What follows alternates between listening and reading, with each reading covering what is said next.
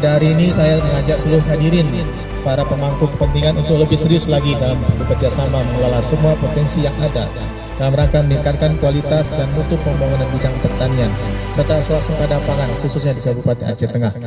Adanya bantuan program tahanan pangan ini dapat membantu para petani khususnya yang berada di wilayah Aceh Tengah.